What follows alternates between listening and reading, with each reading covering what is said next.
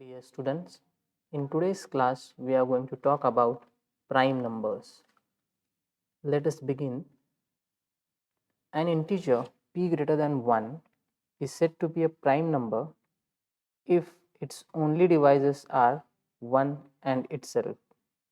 Let us try to understand it with the help of an example. For example, 4. What are the divisors of 4? Divisors of 4 are 1, 2 and 4. Here we are talking only about uh, integers greater than 1. Remember, whenever we talk about prime number, it should be an integer greater than 1, and whatever divisors we are talking about, they should be positive divisors only. So in this case we can observe that divisors of 4 are 1, 2 and 4, right? So according to the definition of prime number, this 4 is not prime because the only divisors of the number should be 1 and itself, but in this case you can see 1 is divisor of 4, 4 is also a divisor of 4, but 2 is also a divisor, which is not allowed in the definition of prime number. So can you think of example of prime number in your mind? If we talk about 5, let us say, and if we find the divisors of 5, we can see that the divisors of 5 are 1 and 5, that's it, right? So therefore we conclude that 5 is a prime number. Similarly, 7 is there, 11 is there, and so on. So let us state some prime numbers here. So examples: 2 is a prime number, 3, 5, 7, 11 and so on. Now there is one result in connection with prime number that we will study here. So the result says that if p is a prime number such that p does not divide a, then GCD of p and a is always 1. So let me just explain this result by giving an example. Suppose I am having 5. 5 is a prime number, right? And 12 is there. So the question is, what will be GCD of 5 and 12? So the answer is 1, because 5 is not dividing 12 in this case. Or if we want to find GCD of, let us say, 11 and 99, so one can immediately conclude that GCD is going to be 1. So whenever we are finding GCD of two numbers, and if one of them is a prime number, then we can use this result. So if that prime number does not divide the other number, then we can conclude that the GCD is 1.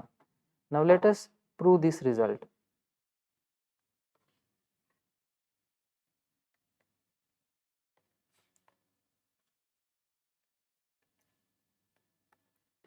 So first of all, given things, I will say let P be prime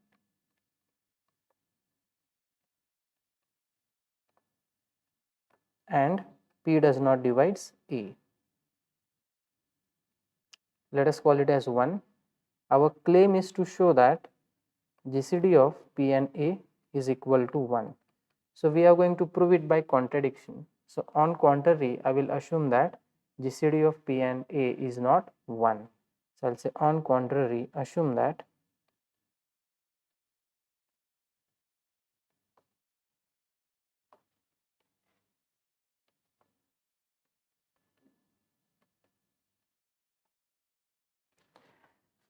now since GCD is not equal to 1, it is going to be some number, right? Let us call that number as D. So I will say let GCD of P and A be equal to D. Note that this D is not equal to 1, as we are already saying that GCD of P and A is not equal to 1. Now according to the definition of GCD, what will happen is this D will divide P and D will divide A. So therefore D divides P and D divides A. Now we can observe here this D is a divisor of P, but since P is a prime number and we know that only divisors of prime number are 1 and itself, therefore the value of D will be either 1 or P. So I will write here, but P is prime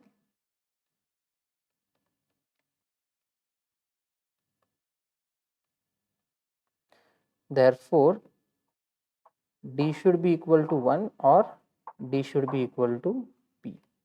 I will call it as sum 2.